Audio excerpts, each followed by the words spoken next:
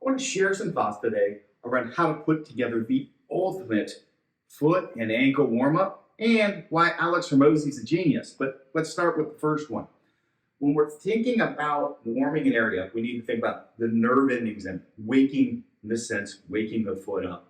We need to think about the actual tissue, the blood flow within that, and the physiological aspects of that. And the third one is really this brain interface, right? So the first one is done. I've got an extensive video on foot love, but we're going to drive our fingers between all our toes. It's going to be a little painful maybe the first few times. We're going to go in extension and flexion, and we're basically going to be moving this around. You want to test this beforehand with just your awareness with the ground. Boom. And then after, you'll see and feel it's just a significant difference. I did this before all my big squat and deadlift warm-ups, and something that if you're new to this process, I suggest that you do for some time, a few times a week. It's really going to just wake you up and feel that connection. Anytime you've got a big performance, athletic performance, where you're in, you're taking power and transferring it from the ground, like you're going to see improvement from doing that simple little drill. The next one is why Alex Hormozi is a genius. And he used to have small calves. So to fix his small calves, before every workout, he does 100 reps, 4 sets of calf work, okay? So it really is that simple. Like starting to move some of that tissue and train it beforehand, make that a priority. This is a great way to strengthen the foot. I picked something that's a little wider to support the whole foot, but what we're gonna do is make sure that we're captured just here on the edge. So we want to be able to, there we go. We want to be able to access the whole arch of the foot. And what we're going to do is go down and spend some time at the bottom. Hang out, kind of stretch that a little bit, and then you're going to drive up. You'll notice my whole foot is coming up and I'm standing on the arches of that. And again, I'd like to be able to drive through those toes a little bit. So a little bit wider platform would be good there. But this is what we have to demonstrate because it gives you a good view today. All right, and boom, I'm going to start using all those muscles. And I can hang a little bit on the inside so that I've got a little bit of pronation, a little bit pushing on the outside, a little bit of supination, really pushing and using that tissue all the way through. So you're going to be working all those muscles within here, all the intrinsic muscles of the foot, as well as the gastroc, soleus. If you wanted to do some tib work in there, you could as well. But this simple activity is actually going to start affecting everything upstream. Actually, a lot of this is all going to get warmed up a little bit as well, right? So now we've got this foot alive, awake, connected to the ground. We've got the tissue all physiological ready. It's enhanced with blood flow. We've got movement of materials in and out, supplying that tissue, getting it ready and primed to do some work.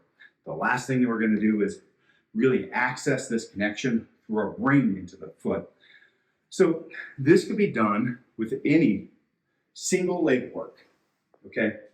So I could do Bulgarians, right? Where I'm off one leg, rear leg elevated, I'm coming down in here, trying to spend some time controlling that knee through the foot. So again, this is going to be done shoeless or in barefoot shoes. So most of the other shoes are not going to be adequate. I'll get a separate video on why that is. Even if they're a minimalist shoe, they're not working well with how the foot actually works. Now we could load this on the outside. We could load it on the inside. And that's going to start accessing, okay? We could do this with balancing adduction and abduction, adduction and abduction of the hip. So this is the classic hip airplane drill, where I'm going to balance on a foot and pull. So I'm opening, my knee's going this way. Whoops. And then as I'm closing, I'm pulling together. So I'm not twisting the spine. You'll notice here, I'm accessing through here. That drill, you might have to touch something for a while. There's a lot more depth in how to do that drill, but I wanted to show you my favorite. So my favorite is a play off of kind of both of those, but it's a single leg deadlift.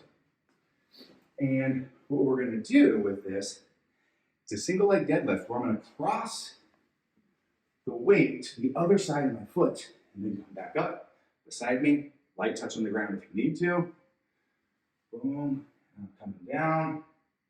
What's interesting is I'm also accessing the diaphragm to stabilize and control the spine position, which there's some really interesting effects as it relates to diaphragm and foot.